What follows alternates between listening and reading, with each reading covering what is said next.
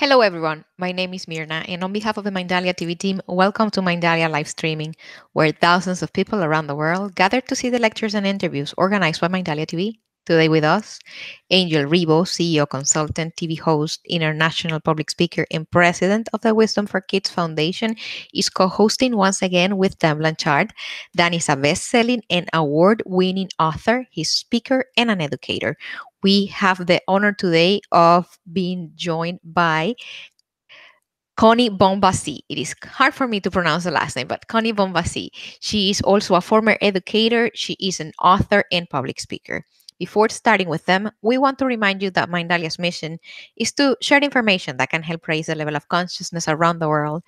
And you can help us by subscribing to our channel, leaving us a positive comment on this video, or sharing it with someone that you know that is going to benefit of the content that we're going to be talking here today.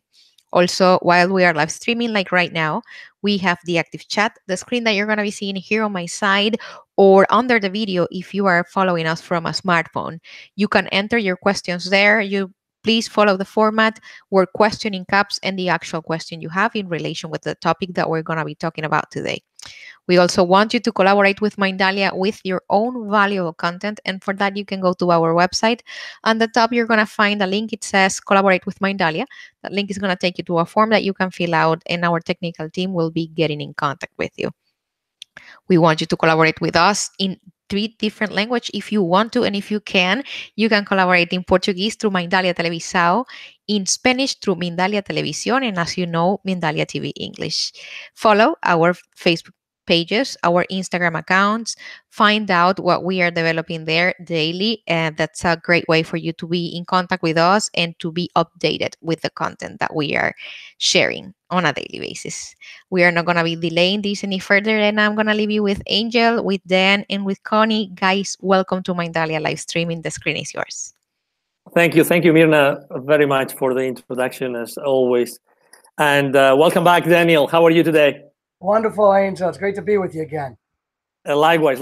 It's always a great reward every time we meet online, virtually, because of your super energy. You are a rocket, and I love passion. I love enthusiasm, and I think we both resonate. Our energies are like forming a bubble together every time we meet. And today we have someone extremely extraordinary. Dan. No doubt. We have Connie Bombasi with us today, and Connie's very dear to my heart. She's a fellow Connecticut author, publisher, and professional speaker, just like me, and also an educator. Now, Connie may try to tell you she's a former educator, but I don't know if we can ever call anybody, especially Connie, former educator. She's always out there, always trying to help in any way that she can and educate the next generation in any way that she can.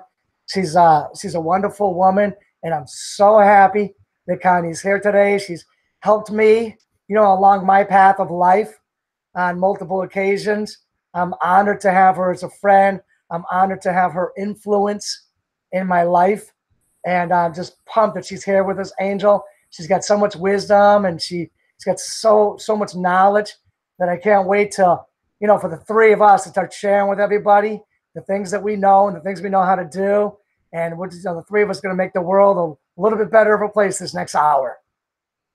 Thank you. Welcome. Thank you for that wonderful introduction. I'm not so sure I can live up to all of those things, but I'm going to try. That's humble Connie. Beautiful. So Connie, Dan was telling us a book in which you both worked together, and it resonated with me a lot when Dan mentioned the title. Could you repeat the title of that book, please? Yeah. The title of that book is How to Become More Successful with Difficult Students. And Connie played a big hand in helping me with that book. Exactly. And I was going to ask you, Connie, difficult students is kind of a very broad term. And sometimes it brings a lot of negative connotations, right? I mean, it does. Unfortunately. And actually, that's a term that I believe that society has brought, and Dan's using it to a very advantageous way because he turns it around. to be successful, and that every student we can be successful with. There's a saying out there that failure is not an option. Well, I say success is the only option. And Dan, in his book, in dealing with the more challenging student, brings home so many ways that we can be successful with these students. Thank you, Connie. That's wonderful. And I know, like, you know, my family, my friends, my colleagues, a lot of them know that for the last 20 plus years, I've been working with some of the most challenging students that our educational system has to offer. And sometimes when I see these friends, colleagues, family members, they ask me how my day was. And I always say, you know, another great day. And they always seem to think I'm joking. You know what I'm saying? And I'm like, no, I'm not joking. I'm like, I really had another good day. You know, sometimes I say, yeah, another great day in paradise, right? But That's right. I'm not joking. And they're like, well, don't you have like really difficult kids that give you a hard time all the time? And I go, no, they don't really give me that hard of a time. No, they don't.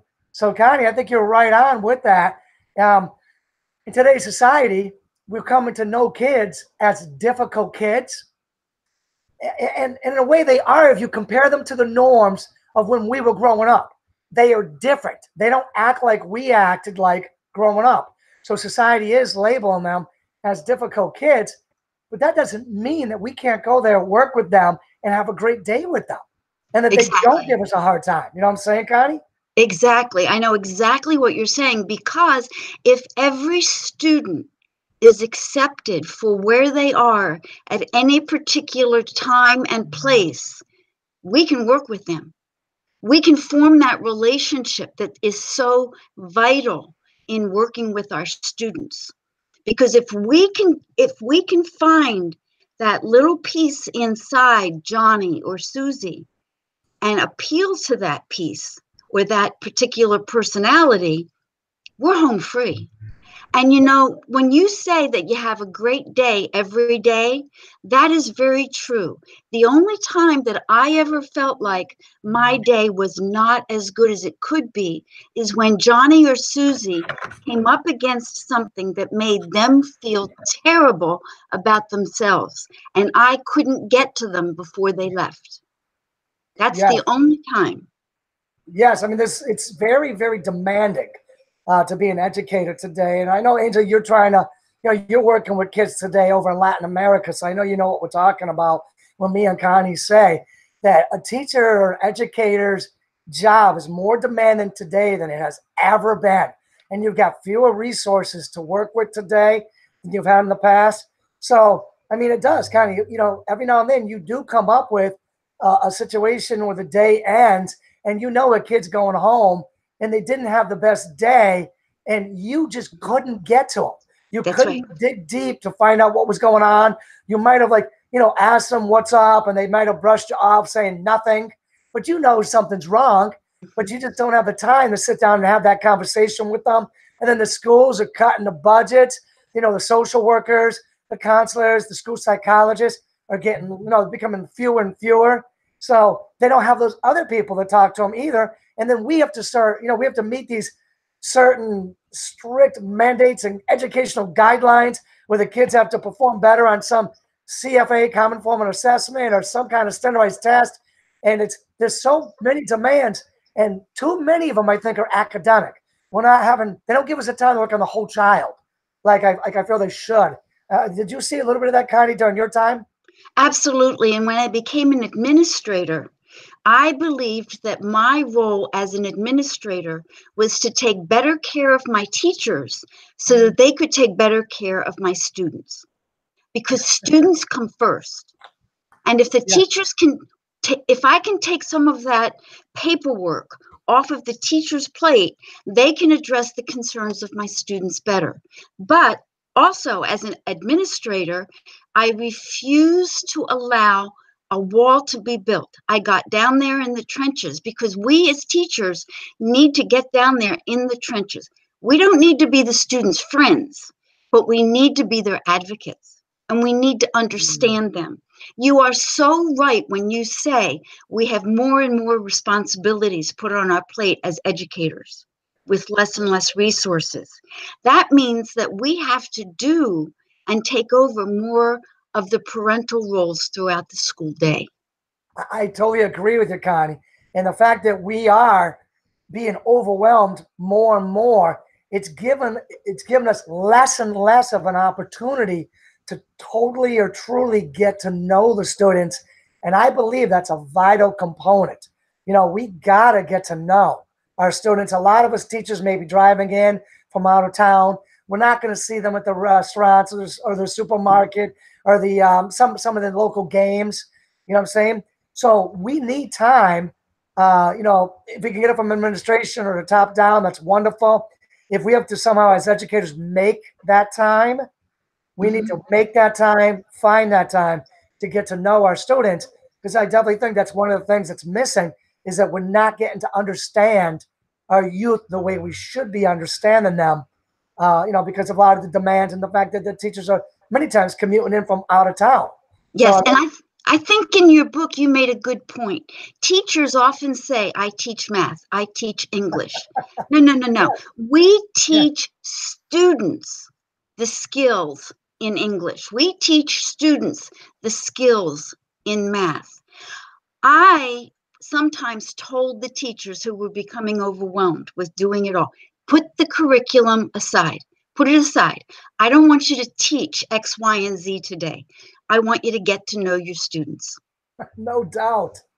No doubt. And I'm so happy that you remembered that from the book, Connie. I love saying that to teachers that are struggling and that are a little mad, a little angry, and saying, I teach history or I teach math, I teach English, like content's king, and that the kids are kind of secondary and that the kids are getting in the way of the content.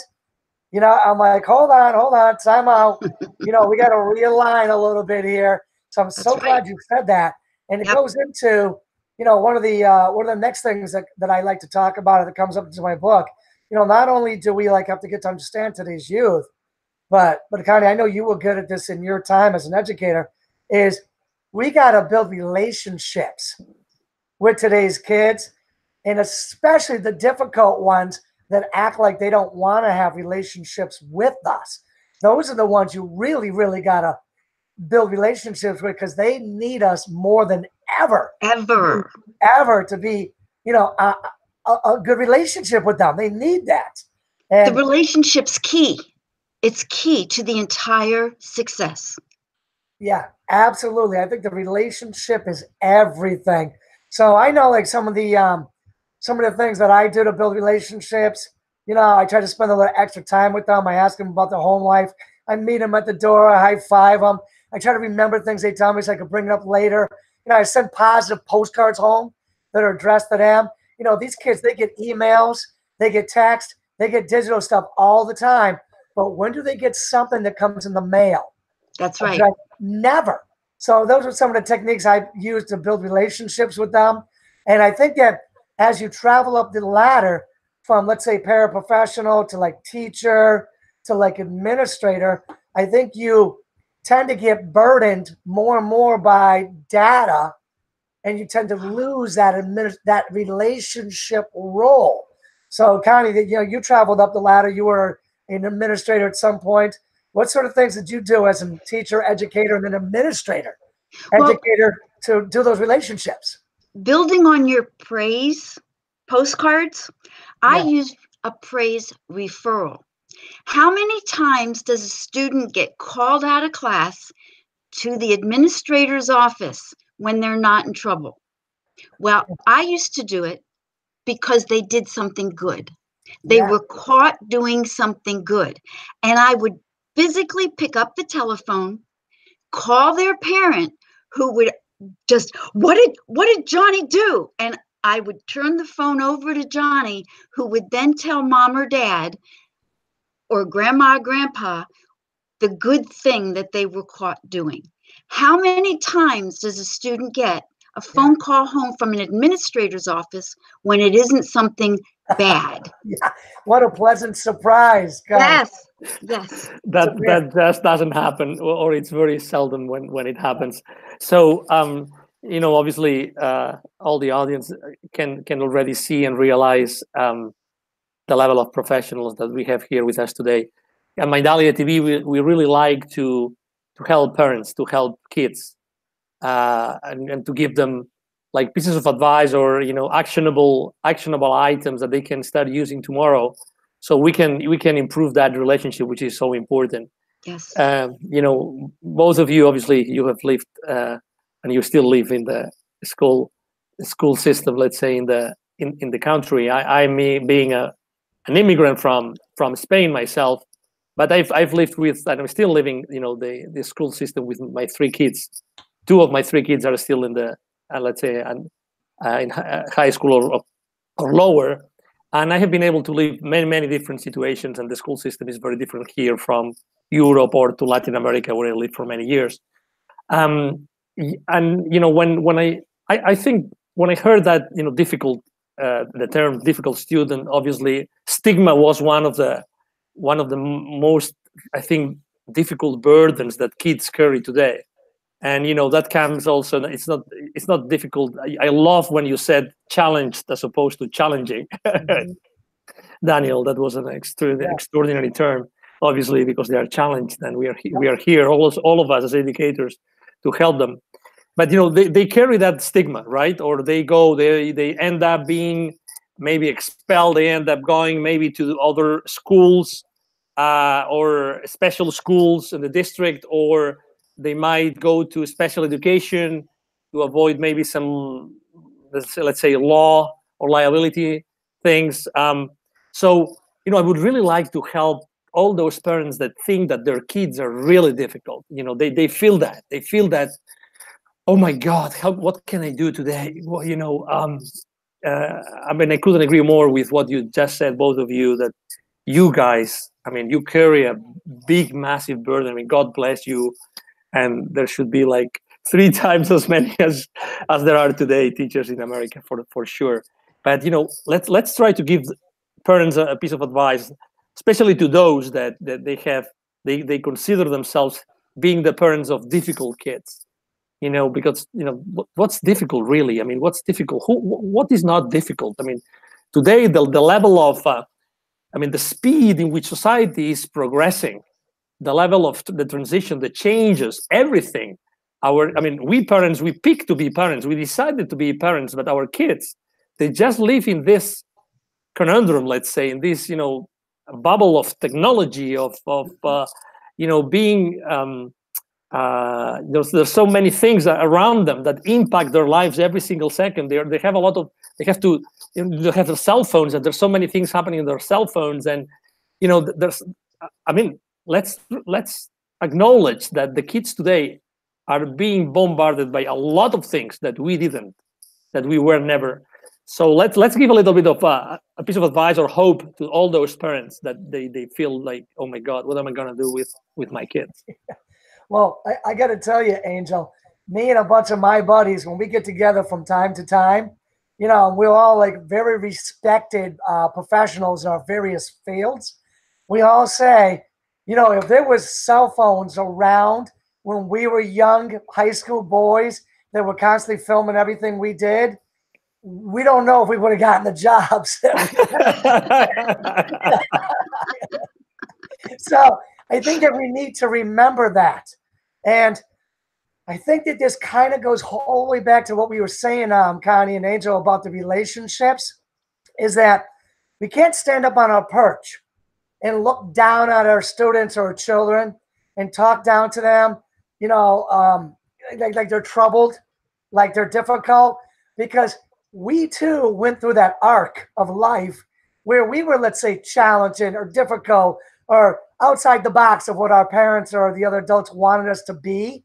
And yet somehow we survived all of our troubles or challenges or all of our indiscretions. We survived them and somehow became these responsible adults that we are today. And I'm telling parents out there, guess what? Your kids, your students, your athletes, they too are going to do it. We just got to have a little more faith in them. Like when I look at my troubled students that come from very, very difficult circumstances, many of them been expelled, You know, Angel, a lot of them are special education. Like when they're like doing the written work, I sit there and just stare at them, you know, and I'm like, I love these kids. And I think about their lives and I'm like, their lives are so difficult. And I go student by student by student in my head, thinking about what that kid is enduring on a daily basis. And that young man or that young girl, woman is showing up in my class every day. That's amazing. And it's amazing because you're accepting them, Dan. You are the teacher that accepts them. You're accepting them from where they are. And when Angel asked about, and I don't mean to interrupt you, I apologize, but when Angel asked about what we can do for our parents because they have difficult students, there's a couple things, and you included some of them in your book. Number one is don't ever argue with them. Yes. Okay. I have an expression. There are none so deaf than those who refuse to listen. And I think if we as parents sit down, close our mouths, and listen more, Yes. accept them for where they are, and turn that word responsibility, like you did, around the ability to respond to their need, that we as parents will become their advocates. And I'm not saying advocates, they're good no matter what they do, because there's a consequence to any behavior. Whether the behavior is good, there's still a consequence. Yeah, if the behavior is not so good, there's a consequence. It's a good or bad consequence. But we as parents need to accept that, but move forward with our child. And I think if we do those things, if we don't argue, if we listen more, and we put the ability to respond into the behavior, we can help our students and become their advocate. I'll let you know. No doubt, Connie. You're so right on that. And I don't know, I think maybe you were watching Mine and Angel show with Chris Salem, and you were talking about their ability to speak with the child instead of speaking at or to the child, speak with them. And I've always thought it was a great idea to stay calm. Don't argue. Never argue. Yeah, take control of your emotions. Mm-hmm. You know, it's very easy to like let it get away from us. But if we let it get away from us, we're not really acting like the adult. We're acting a little bit like the emotional 18-year-old that's letting their emotions get away. You know, we got to be the emotional adult along with the chronological adult and not let our emotions get away. And if I got a kid that's like blowing up, you know, refusing to do what I do, instead of getting all heated with the kid, I just very calmly repeat the direction. Mm-hmm. I call it the broken record technique, which you probably remember, Connie, from the book. I use the same exact technique. Yeah. And I talk about it in my speeches. I just calmly repeat the direction, you know, like, please open your book to page 10. And then if the kid starts making excuses, I don't argue with the kid, because the only power of the kid is to argue with you. Outside of arguing with you, the kid really doesn't have any power. That's so right. Don't give the kid that power of an argument. Just sit there and calmly say, can you please open your book to page 10? And just repeat that a couple of times, nice and calm, and bring down the energy in the room with your calmness. And you'll see, you know, you'll have a kid that will comply all of a sudden with you, and you haven't damaged that relationship. I was even known to pull up a chair next to that student and sit there with them while we interacted with the rest of the class. And it was amazing how that student would respond. Because oftentimes the student was afraid. I found out one time, Dan, that the student didn't want to open the book because they couldn't read. And they didn't want anybody to know that. They were scared. Yes. Happens all the time. That anger is like a secondary emotion. Exactly. And we tend to forget that. and that anger comes at us, and then we tend to volley it right back, and then they volley it back, and we volley it back. And what it's doing, it's like escalating and climbing.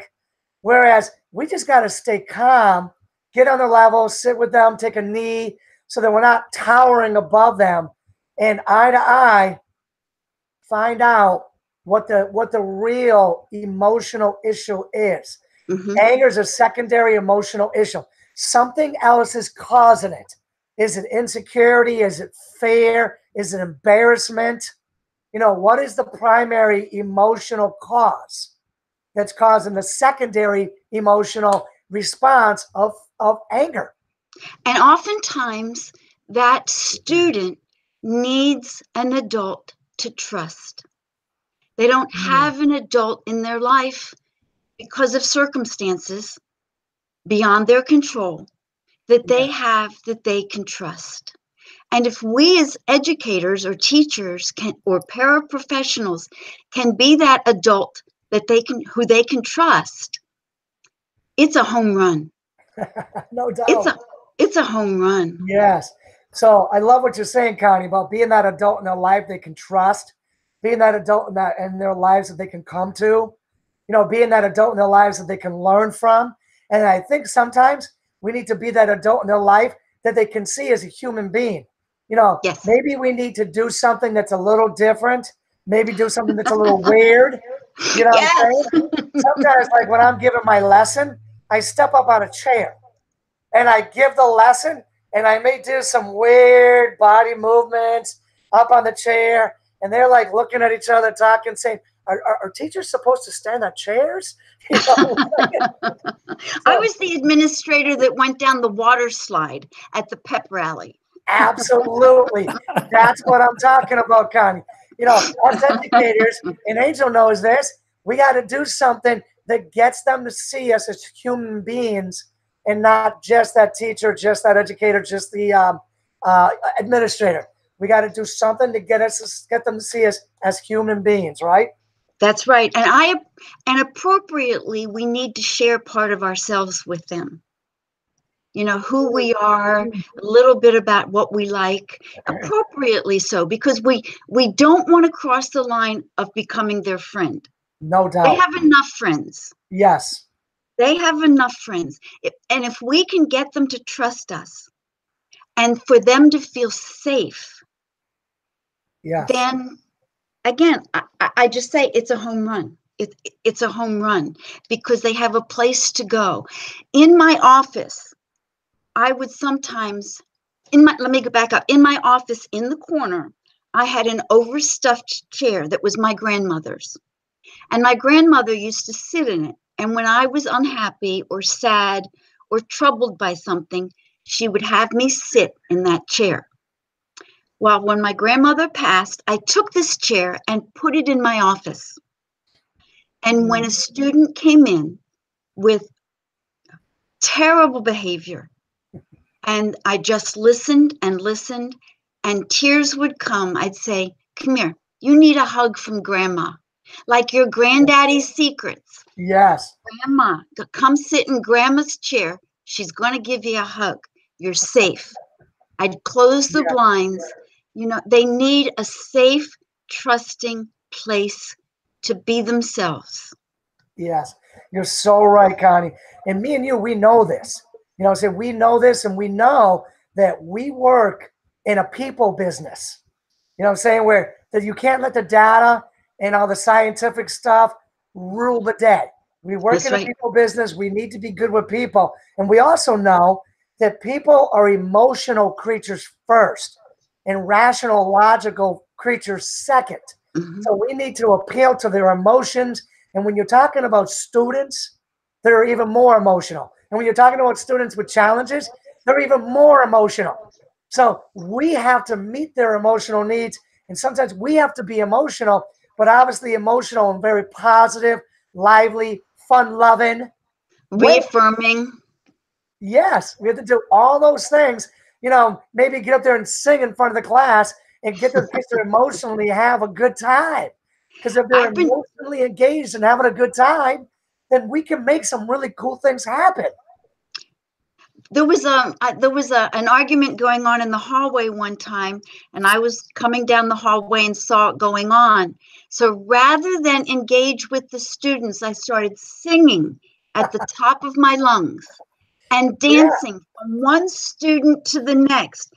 And the students that were having this argument kind of turned around and looked as if, what's going on? And they started joining in the dance. Argument over.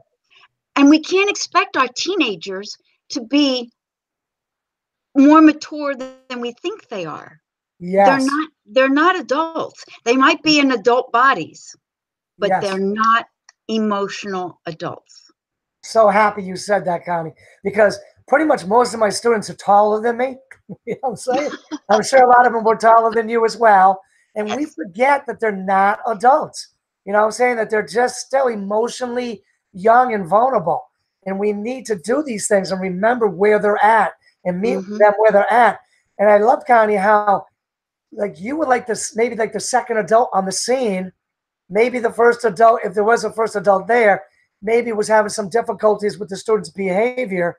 And sometimes as educators and as adults, sometimes we need to recognize this, and we need to be the second adult on the scene that steps in to maybe liven the situation, crack a joke, break the tension. You know what I'm saying? So I think we need to see that as adults. And I think that if we find our emotions escalating, our stress escalating, I think as adults, we need to be mature enough and emotionally old enough to maybe seek a little help from the second adult in the room, whether it's a paraprofessional or an administrator or something, because when you feel yourself spinning out of control, don't go there. That's right. It's a team. We're a team, and we have to stay a team. And sometimes somebody else has the strength when we might not have that strength at that particular moment. And we have to not be afraid to let that other person help us. Yes, so true. So I think educators need to remember that.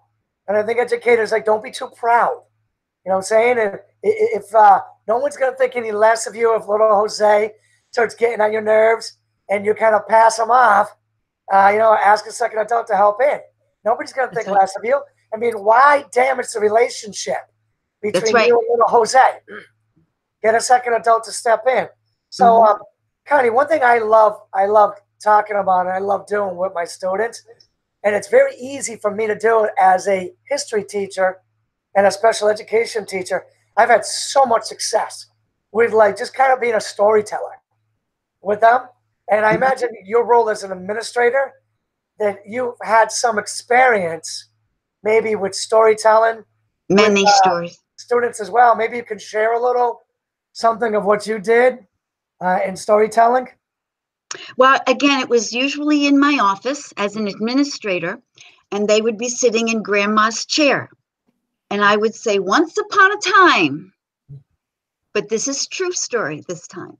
And they would just be captivated to listen to the once upon a time in Mrs. Bombasi's life.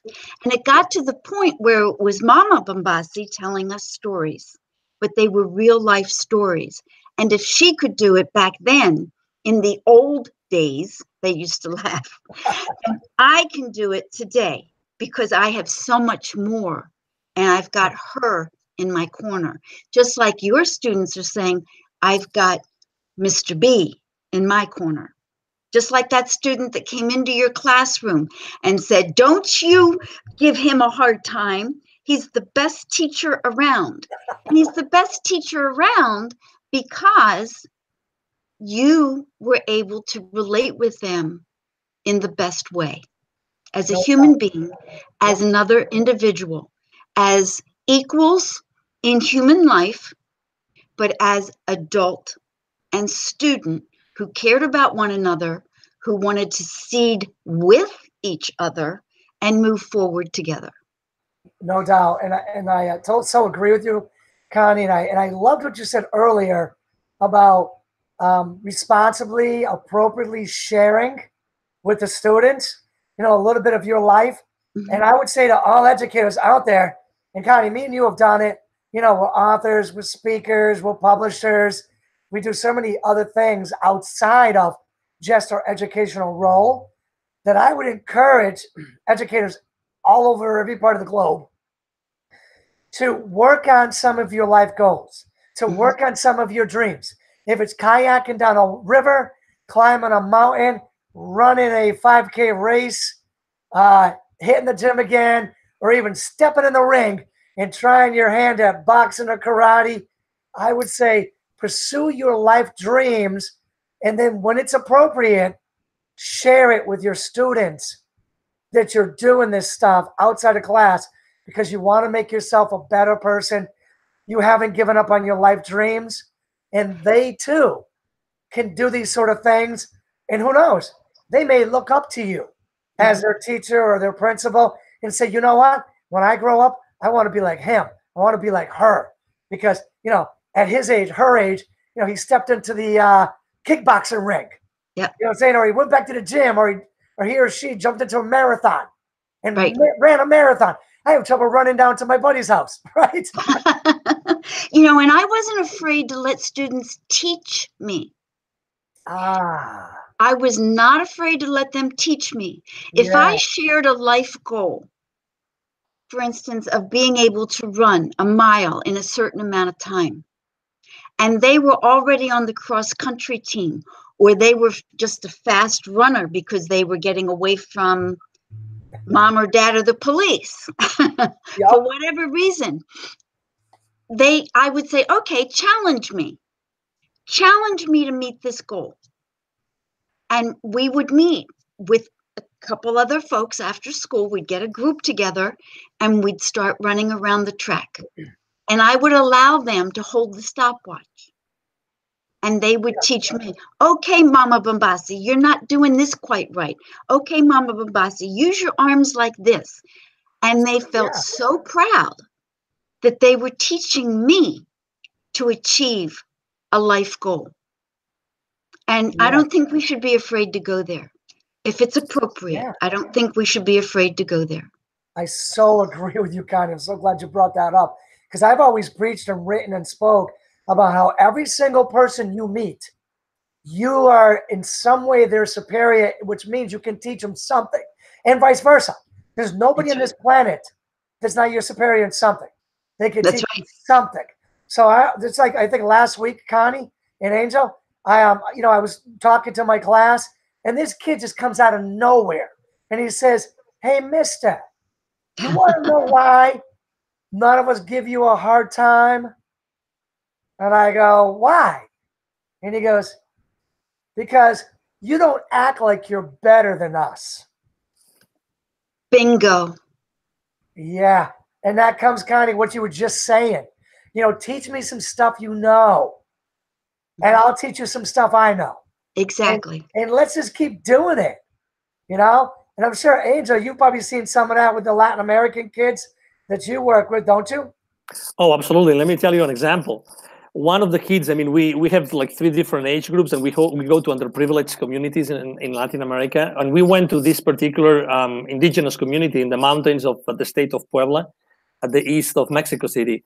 And would you believe that a 7-year-old knew much more about this particular, Toltec pyramid ruins than anybody else in the area? I mean, how can you possibly, not be completely amazed about what this kid, to make a living, had learned, about his immediate environment, which was, he was so lucky that he was in that, former Toltec, pyramid ruins.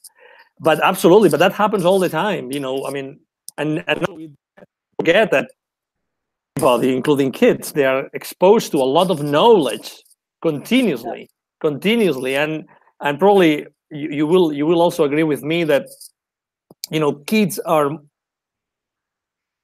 wiser and wiser and wiser, not in the sense of a wise kid, but they come already with all those structures, mind structures, which I think are going to allow them to make big impact in this planet somehow. Oh, yes. Really, I think that we are seeing more and more and more and more in this today. You know, I have, so my parents, my mom is a teacher. I have one sister who's a teacher. I have one niece who's a teacher, and probably there's going to be more people in my family being teachers. And I myself, I'm an engineer, but I'm an educator by accident, or by heart, let's say by heart. But I really believe that, I mean, obviously always the future of humanity is in the hands of our kids, but I think that our kids have never been more prepared, honestly. Like from the basic infrastructure of a kid, you know, the basic, you know, neuronal connections, the basic attitude. I really think they are so powerful that even this difficulty is just this superpower in disguise, honestly. Yes. Yep. I do believe so. Really. Oftentimes. Well, I got to Yes. tell you, they've got access to knowledge like no previous generations have ever had. Access to technology to get things done like no generation ever before them has had. And if we can guide them in the things that we're good at, you know, being responsible, mature, reasonable, regulated, you know what I'm saying? If we can do that, and then they can just jump into and use and explode that knowledge and that technology, the next generation can do some pretty cool things. There's no doubt about it. They can do some pretty cool things. I'm 100% positive about that. Absolutely. Hey, Connie, I would love to know if you could share with the audience more about you, who you are. How did you end up being an educator, an administrator? Who is the woman behind Connie? Wonder Woman. Well, talk about being an educator by accident. Okay. That is me. I had two small children at home, and I discovered one day I needed to have an income. And what better way? My children came first. What better way than to become a teacher? And because I loved and still do children of all ages.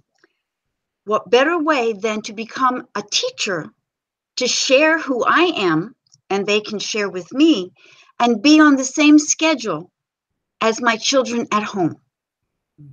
And while I had a lot of work to do at home, I could be home with them, and we worked side by side. So it was a great example. So I went back to university and got my degrees, studied right next to my girls, got my degree. I became a substitute teacher while I was getting my certificate, and then I was hired and just went from there and kept on going. And I never regretted a moment of it. Never. You're still going, Connie. Well, I love my students. In fact, I was just up to the high school at the holiday time, and it was the Mama Bombasi here and Mama B there, and it was fantastic. May I ask you, how did you guys meet?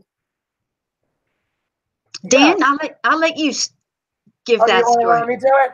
Yeah. Okay. I started the Northeast Connecticut Association of Publishers, and because I was on the board of CAPA in Connecticut, so I started the Northeast board. And at some point, there was another association it was an international association called APSS, the Association of Publishers for Special Sales. And for some reason, Angel, they thought that I would make a good president. And I told them, no, I'm not going to do it. I'm just so busy with so many other things I'm doing. And they asked me to come in as vice president and do a 2-year training program and then see what I think. If I want to be president after 2 years, no commitments, nothing. So I went in there as vice president because I really sensed that they needed me and that it would be a way for me to continually learn. And it didn't look like it was going to be that much work because the president would do everything, right? I was there for 2 months. They made me president. No wonder. Yeah.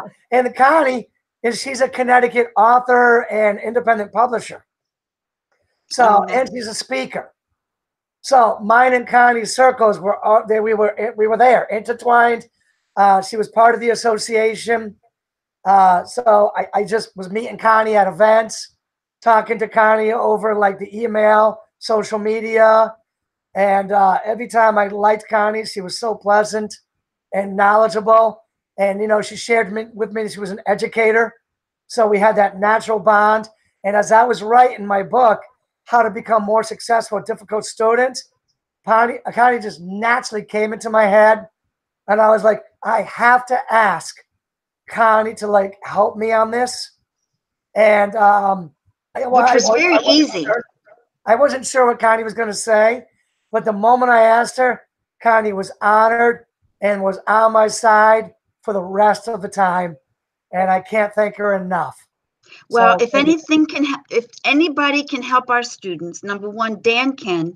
And I believe that if there can be a book out there to give our teachers little ways, little tricks up their sleeves, so to speak, ways to help our students in those difficult moments, then I was on board. I was right there. So when Dan honored me and asked me if I would help him, I said, hey, if it's going to help our students, I'm there. And thank God, because you made the book a better book, which means when it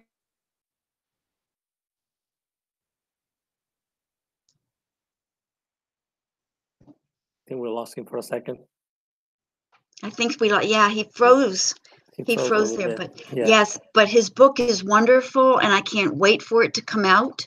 And it's going to give the teachers some real day-to-day tools that they can use, very practical tools that they can use right then and there.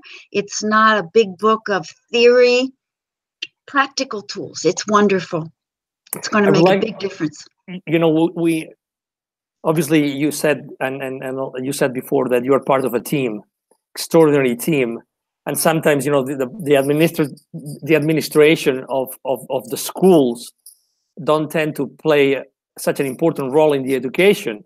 And I love what you said before. You know, my main goal was making sure that the teachers would have as much time as possible to be with the kids, developing those relationships. I'm sure that there's a lot of parents that, you know, obviously they live in the schools and they are involved in their kids' education. What would be that piece of advice that you would give those parents that sometimes, you know, are not so lucky as you were doing that kind of job at where you were working as an administrator? Again, I go back to listening. Listening. We need to listen. And not oftentimes, but sometimes I would get a parent. You know, there's rules and policies in place. And as an administrator, I had to follow those rules and policies. And if a student went against that rule or policy, the parent sometimes came at me as if I was the one that did something wrong because I was purely following the guidelines. So I would sit there and I would say, tell me, talk to me. Well, my Johnny is a good boy. And I went, okay, but tell me and talk to me about this behavior so that I can better understand. And if the parent then got to the point where, well, what can I do? I go back to, don't argue, listen, find out what's really going on, and then together advocate and work towards that goal. Set a goal and work towards it together. Excellent. It's time to wrap up right now. So probably Dan will come back to the interview. But would you mind sharing with the audience, where can we find you if we wanted to contact you? Everybody that is listening and wants to reach out to you, how can they do it? Well, I do have a website, ConnieBombassi.com or ConnieBombassi@gmail.com. Would you mind spelling it? Just sure. In case. ConnieBombassi.com. Awesome. Or at gmail.com. Excellent. Well, I think Dan is not coming back, so he might have some connection issues. So anyway, Connie, it's been a blessing to have you. Really, what a great conversation. My honor. Thank you so much. Really, I think really, there's so much wisdom behind every single message and statement you've been sharing with the audience. So thank you very much, Connie, for being with us today. Really, thank you. We appreciate it. I think Dan's back with us. Exactly. He has more light in his face. Something happened. A lot more light in my face because I think this show lit me up. Awesome. So thank you. We're just wrapping up. So where can we find you, Dan?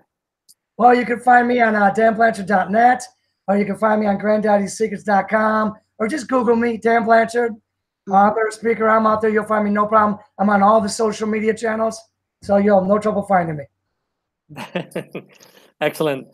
Wonderful. So again, thank you very much, Connie, for being with us today. Dan, another great show, great guest. Oh my God. Thank you. It's been an amazing conversation. Everything has flown so nicely. Thank you so much. Advice for everybody who really wants to make this country and this planet a better place with our youth every single day. And education plays such an important role. Angel, of us. If I could just thank you. Of course. Yes. Thank you for wanting to make this planet a better place and for wanting to bring skills and knowledge to everyone to better empower ourselves. So thank you for your heart. Thank you. It means a lot to me. Angel, you're doing a great job out there. And thank you again, Connie, for all the great stuff you do. And Dan, thank you for inviting me. It's been a pleasure. Yes, it was a joy. Awesome. So thank you. This is Angel Ribo again with Mindalia TV. Thank you very much for being with us today. I hope that you have enjoyed our conversation as much as I have. Here at Mindalia, we have been thrilled to have Dan and Connie with us today. Thank you very much again. We hope to see you soon again, and have a wonderful day. Bye-bye.